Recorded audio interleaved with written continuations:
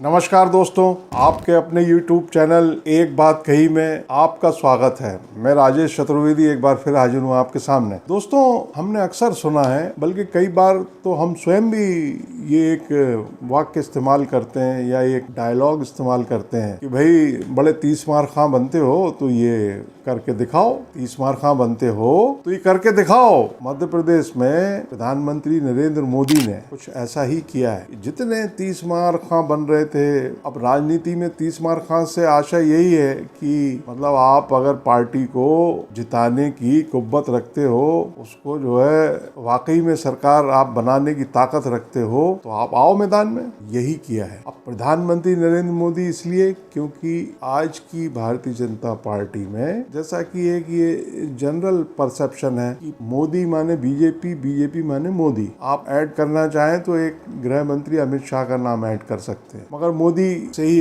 जोड़ेंगे क्योंकि वो यथार्थ है। अब कल सोमवार को प्रधानमंत्री मोदी मध्य प्रदेश की राजधानी भोपाल में थे दोपहर में। वो जो मध्य प्रदेश बीजेपी ने अगले इलेक्शन में जाने के पहले जन आशीर्वाद यात्राएं निकाली, उनका समापन समारोह था और उस उपलक्ष्य में कार्यकर्ताओं का एक महाकुंभ आयोजित किया गया था। उसमें मोदी आए थे। ये दिन की बात है, दोपहरी की। और उनके जाने के बाद वो लिस्ट आ गई 39 कैंडिडेट्स की। पहली लिस्ट भी आपको याद होगा, बीजेपी की 39 उम्मीदवारों की ही आई थी, 39 सीटों की। दूसरी भी 39 की आई। इसमें 3 सीटों को छोड़ करके वे 36 सीटें शामिल हैं जहां पिछले इलेक्शन में भाजपा को मात मिली थी, बीजेपी को शिकस्त मिली थी। तो वो जो 3 सीटें हैं, वो केदारनाथ शुक्ला की एक सीधी की सीट है, नरसिंहपुर की जालम सिंह पटेल की सीट है और तीसरी मैहर नारायण त्रिपाठी की सीट है। तो साहब, बड़ा रोचक है ये मामला। माने जब से ये लिस्ट आई है, कल ही आई है,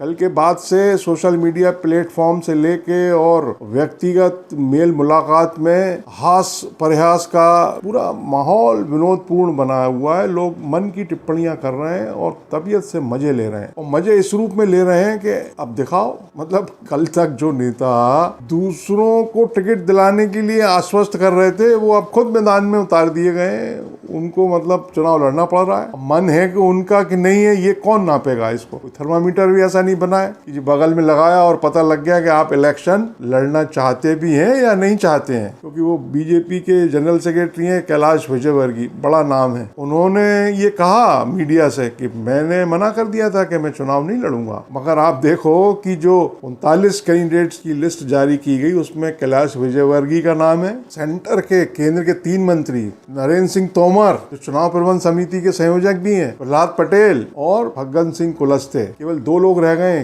जो केंद्र में मंत्री हैं, उनका नाम नहीं है। खैर, अभी और लिस्ट आएंगी। अभी टोटल आज एक तीसरी लिस्ट भी आई है, उसमें एक ही नाम है, वो गोंडवाना गणतंत्र पार्टी के दिवंगत नेता मनमोहन शाह बट्टी, उनकी बिटिया अभी कुछ एक हफ्ते पहले ही बीजेपी में शामिल हुई थी, उसको टिकट दे दिया गया है अमरवाड़ा सीट से। तो तीसरी लिस्ट भी आज जारी हुई है, एक ही नाम है। तो 39 की पहली लिस्ट, 39 की दूसरी और आज एक तीसरी, तो इस तरह से 79 सीटों के उम्मीदवार बीजेपी ने आज दिनांक तक घोषित कर दिए हैं। इनमें से केवल 3, जैसा मैंने आपको बताया कि बीजेपी पिछले चुनाव में जीती थी, बाकी माने 76 सीट पे उसको हार मिली थी, शिकस्त मिली थी। अब जो केंद्रीय मंत्री जो 2 रह गए, एक ज्योतिरादित्य सिंधिया और दूसरे वो सागर वाले वीरेंद्र कुमार, बाकी 3 मंत्री मैदान में उतार दिए। नरेंद्र सिंह तोमर को मुरैना जिले की दिमनी सीट से, प्रहलाद पटेल को नरसिंहपुर से ही, और फग्गन सिंह कुलस्ते को निवास सीट है, निवास मंडला या डिंडोरी जिले में है, आदिवासी एसटी के लिए रिजर्व है। तो ये मंत्रियों को मैदान में उतार दिया गया है और सांसद भी उतारे गए हैं। पूर्व प्रदेशाध्यक्ष राकेश सिंह जबलपुर पश्चिम से शायद लड़ेंगे इलेक्शन। सतना के सांसद गणेश सिंह, वो भी रीति पाठक जो है वो सीधी से टिकट दे दिया उनको केदारनाथ शुक्ला की जगह। और चौथे जो एमपी हैं लोकसभा सदस्य राव उदय प्रताप सिंह, जो कांग्रेस से बीजेपी में आ गए थे पहले, वो उनको गाडरवारा से टिकट दिया गया है, गाडरवारा से लड़िए आप। वो चाहते कहाँ से थे? तेंदुखेड़ा से। उनको कह दिया कि आप गाडरवारा से लड़िए। तो अब ये अलग अलग इलाके के, मतलब मालवा के, महाकौशल और ग्वालियर चंबल, मध्य भारत, विंध, ये ऐसा ये कहा जा रहा है। जो इसका माने, इसका जो पॉजिटिव निचोड़ ये जो किया है बीजेपी की सेंट्रल लीडरशिप ने, ये जो धमाका किया है, या कई लोग कह रहे हैं कि ये तो बहुत गजब काम कर दिया है और अब बीजेपी की जबरदस्त हवा चलने वाली है। और हवा ऐसी चलेगी, कैलाश विजयवर्गीय ने कहा है कि हम 150 से ज्यादा सीट जीत रहे हैं, 160 सीटें पक्की हैं। जैसे ही कल उनका टिकट पक्का हुआ या उनका अनाउंस हुआ, पक्का तो नहीं क्योंकि वो तो इलेक्शन लड़ना ही नहीं चाहते थे, पक्का तो वहां इस्तेमाल किया जाता है शब्द जहाँ की वो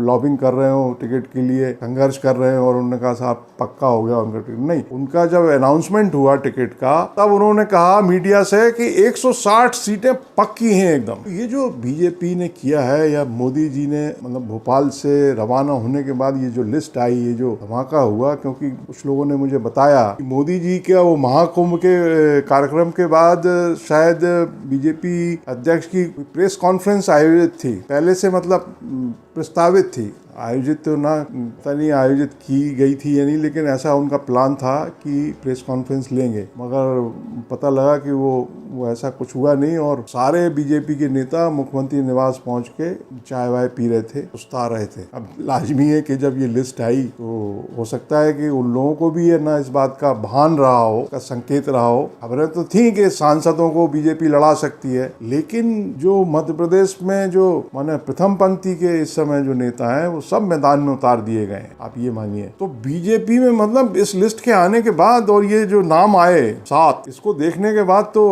मतलब कार्यकर्ता ये मान रहा है कि वाकई बीजेपी की या तो 150 से ज्यादा सीटें आ रही हैं और हवा चल रही है उसकी, क्योंकि पार्टी मतलब इतने बड़े नेता मैदान में आ गए हैं, तो अब तो सारे इलाके कवर हो ही गए हैं। विंध्य हो गया, चंबल हो गया, ग्वालियर हो गया, महाकौशल, मध्य भारत, मालवा, सारे तरफ जो है इलेक्शन में जब उतरेंगे, आप सोचिए तो क्या माहौल रहने वाला है। और कांग्रेस का पता नहीं क्या हाल होता है। तो हर तरफ इसकी चर्चा शुरू हो गई, चर्चा चल रही है। अब इसके दो ही अर्थ समझ में आ रहे हैं और निकाले जा रहे हैं। एक तो ये कि वाकई बीजेपी की बड़ी स्ट्रांग पोजीशन है, जो कि ग्राउंड पे दिखाई नहीं देती है। अगर ये हो सकता है कि ये जो लाडली बहना स्कीम है, या वो 450 रुपए में सिलेंडर देने वाला मामला है, और मुख्यमंत्री शिवराज सिंह चौहान धड़ाधड़ घोषणाएं किए जा रहे हैं, मतलब जिसको देखो उसको बांट रहे हैं, दे रहे हैं। और वो ये कह रहे हैं कि मतलब जुगाड़ शब्द का इस्तेमाल कर रहे हैं मुख्यमंत्री शिवराज सिंह चौहान, कि देखो मैं जुगाड़ करने में लगा हूं, और जैसे ही जुगाड़ होगी तो अब 1250 की जगह 1500 दूंगा, और 1500 के बाद 1750 दूंगा। तो इस हद तक है मतलब देने का मामला। जुगाड़, मुख्यमंत्री सरकार जुगाड़ कर रही है। तो खैर हो सकता है कि 150 वाकई 150 पौने 200 सीटें आ रही हो, या फिर ये है दूसरा जो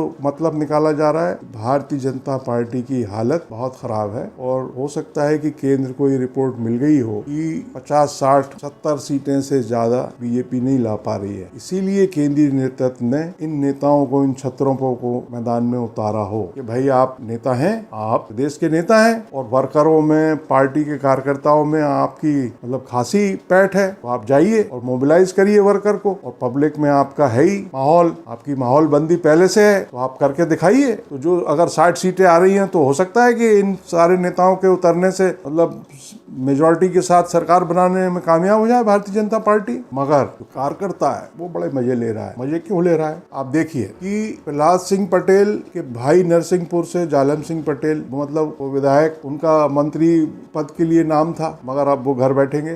बड़े भाई चुनाव लड़ेंगे। फग्गन सिंह कुलस्ते 6 बार के लोकसभा सदस्य, 1 बार के राज्यसभा सदस्य, उनके भाई रामप्यारे कुलस्ते 2003 से विधायक, 8 में बने, 2013 में बने, 3 इलेक्शन जीते, 18 का पिछला इलेक्शन हार गए थे वो, मगर वो भाई की सीट पे फग्गन सिंह कुलस्ते को खड़ा कर दिया। अब भाई क्या करेंगे? घर बैठेंगे। कैलाश विजयवर्गीय के चिरंजीव पुत्र आकाश इंदौर 3 से विधायक थे, अब इंदौर 1 से कैलाश विजयवर्गीय को कैंडिडेट बना दिया गया। तो क्या इन लोगों को अब एडजस्ट किया जाएगा? क्या प्रहलाद पटेल के भाई जालम सिंह को, रामप्यारे कुलस्ते को और आकाश विजयवर्गीय को कहीं समायोजित किया जाएगा? एक तीर, वो रामायण सीरियल आता था, उसमें अपन देखते थे कि वो इधर से एक तीर चला और ऊपर जा करके वो 4 5 6 तीर में कन्वर्ट हो जाता था। कुछ इस टाइप का कर दिया है, मतलब एक तीर से मामला एकदम सफा चट। अब ये जो परिवारवाद वाला मामला, परिवारवाद भी है कि भाई की जगह भाई, बेटे की जगह पिता, मगर एक घर में एक, ये भी तो है। तो अब जो कई सारे ऐसे नेता जो अपने बच्चों के लिए, अपने रिश्तेदारों के लिए टिकट मांगने का सोच रहे थे, क्या वो अब मांग पाएंगे? और जिन लोगों को मैदान में उतारा है, जिन नेताओं को, माने इस बात की क्या गारंटी है कि सारे के सारे नेता इलेक्शन जीत ही जाएंगे? तो बड़ा दिलचस्प हो गया है ये मामला। और मतलब ऐसा भी नहीं है कि कोई आसान हो इलेक्शन, क्योंकि कोई भी चुनाव एकदम आसान नहीं होता है। तो ये जो नेता हैं ये अपनी सीट पे ही रहेंगे, या अब जैसे नरेंद्र सिंह तोमर चुनाव प्रबंध समिति के संयोजक हैं, वो दिमनी में ही रहेंगे या पूरे स्टेट में? क्योंकि वो तो संयोजक है ना, उनको पूरे प्रदेश का ख्याल रखना है, चिंता करनी है। तो कई नेताओं के जो बच्चे टिकट के दावेदार थे, एकदम चैप्टर क्लोज होगा लगता है। मतलब कुल मिला के ये है कि दूसरी लिस्ट देखने के बाद भारतीय जनता पार्टी के कई नेताओं की जो धड़कन है वो बढ़ गई है, एकदम तेज हो गई है। इवन जो मंत्रिमंडल में मंत्री हैं, जो सरकार में मंत्री हैं, उनकी धुकधुकी बढ़ गई है। मतलब ऊपर नीचे हो रहा है मामला, पता नहीं टिकट मिलता भी है कि नहीं मिलता। और आप ये भी देखिए कि 3 सूचियां जारी हो चुकी हैं। ऑल्दो मतलब तीसरी लिस्ट में एक ही नाम है, मगर टेक्निकली तो 3 लिस्ट आ गई हैं, और उनमें मुख्यमंत्री शिवराज सिंह चौहान का नाम नहीं है। तो एक सवाल ये भी है, क्योंकि भारतीय जनता पार्टी में ओवरऑल जो चल रहा है उसमें कोई प्रेडिक्शन की ही नहीं जा सकती। गुजरात में क्या हुआ था, सारे घर के बदल डाले थे एकदम। तो ये एक चर्चा चल रही है, या एक ही सवाल उठ रहा है, और लोग मतलब इसको बड़े महसूस कर रहे हैं कि भाई शिवराज सिंह चौहान का 3 सूचियां जारी कर दी पार्टी ने, और अभी तक बुधनी का अनाउंसमेंट नहीं किया है। तो मुख्यमंत्री शिवराज सिंह चौहान को पार्टी चुनाव लड़ाएगी भी कि नहीं लड़ाएगी विधानसभा का? वैसे ऐसा लगता नहीं है कि मतलब चौहान चुनाव ना लड़े, लेकिन आज की भारतीय जनता पार्टी जो चल रहा है सिस्टम बीजेपी में, उसमें कहा नहीं जा सकता। हो भी सकता है कि भाई क्या मालूम क्या प्लानिंग है, क्योंकि शिवराज तो खुद कहते हैं कि मोदी जी जैसा कोई नेता नहीं है। मतलब देश में ही नहीं, दुनिया में मतलब उनका जो हिसाब किताब चल रहा है बकौल शिवराज। तो मोदी जी क्या सोच के रखे हैं, हो सकता है उनके लिए कुछ और बड़ा सोच के रखा हो मोदी जी ने शिवराज जी के लिए। तो ये मुमकिन है कि विधानसभा के चुनाव में शिवराज ना दिखाई दें, या उनको मुक्त कर दिया जाए कि आप पूरे स्टेट में घूमिए, आप इस चुनाव के अपनी सीट के झंझट से मुक्ति पाइए। मुमकिन है। तो लेकिन इसकी चर्चा है, जबरदस्त है, पार्टी के भीतर है और बाहर तो है ही है कि भाई अभी तक, वरना अभी ये तो पहले से घोषित होता रहा है मुख्यमंत्री के निर्वाचन क्षेत्र का। बीजेपी की दूसरी लिस्ट के बाद कई लोग सोशल मीडिया पर हास्य विनोद के साथ मतलब मजे ले रहे हैं, टिप्पणियां कर रहे हैं, विनोदपूर्ण टिप्पणियां। मैं एक आपको बताता हूं, ग्वालियर के एक सीनियर लीडर है बीजेपी के, वो निलंबित कर दिए गए थे, पिछले दिनों ही उनका निलंबन समाप्त हुआ है। राज चड्ढा नाम है उनका। उन्होंने अपनी फेसबुक वॉल पे टिप्पणी की। उन्होंने लिखा कि प्रभात जी और अनूप जी मतलब अनूप मिश्रा, प्रभात जी मतलब प्रभात झा, जो राष्ट्रीय उपाध्यक्ष रहे हैं बीजेपी के और मध्य प्रदेश इकाई के अध्यक्ष भी रहे प्रभात झा,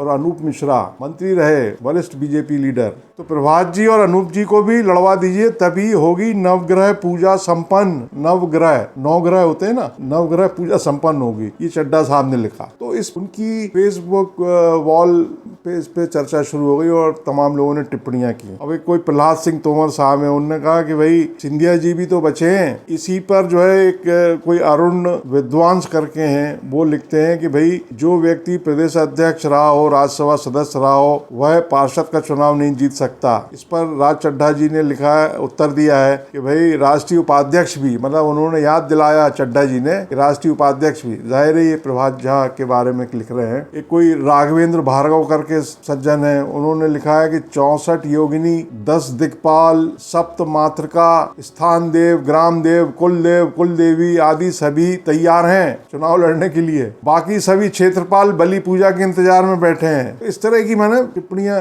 हो रही हैं और लोग चर्चा में मशगूल हैं। एक साहब हैं नीरज शर्मा, उन्होंने लिखा है कि मोदी जी और अमित शाह जी को भी लड़ना चाहिए इलेक्शन। तो इस तरह का सिलसिला कल से जो लिस्ट जारी हुई है उसके बाद से बिल्कुल चल रहा है, और जारी है और तबीयत के साथ लोग मजे ले रहे हैं। बीजेपी के कार्यकर्ता भी खुश है, प्रसन्न है। उसको लग रहा है कि भाई ये काम हुआ है जोरदार, सारे नेता मतलब मैदान में आ गए हैं, अब इनको अपनी पता लग जाएगी स्थिति। क्योंकि जो काडर है बीजेपी का कार्यकर्ता है वो बहुत नाराज है, असंतुष्ट है, वो हताश है, निराश है और उसको लग रहा है कि अब आएगा मजा। एक सज्जन है, उन्होंने सोशल मीडिया पे ये भेजा, इसको चुटकुला मानिए आप। उन्होंने लिखा है कि बीजेपी की दूसरी सूची देखकर लग रहा है कि तीसरी सूची में, मैंने तीसरी तो आ गई एक नाम वाली, मगर तब आई नहीं होगी जब इन्होंने लिखा होगा। बीजेपी की दूसरी सूची देखकर लग रहा है कि तीसरी सूची में केवलारी से नरेंद्र मोदी, सिवनी से अमित शाह, बरघाट से जेपी नड्डा एवं लखनऊ से राजनाथ सिंह उतर सकते हैं मैदान में। मतलब ये जो आने वाली लिस्ट है उसमें बस यही कसर बाकी रह गई है। और आगे और नितिन गडकरी इंदौर 4 से लॉबिंग कर रहे हैं, ये चल रहा है सोशल मीडिया पर। कुल मिला के ये है कि ये जो बीजेपी की लिस्ट आई, इसमें जो केंद्रीय मंत्रियों को उम्मीदवार बना दिया भारतीय जनता पार्टी ने और अपने सांसदों को भी वो चुनाव लड़ा रही है।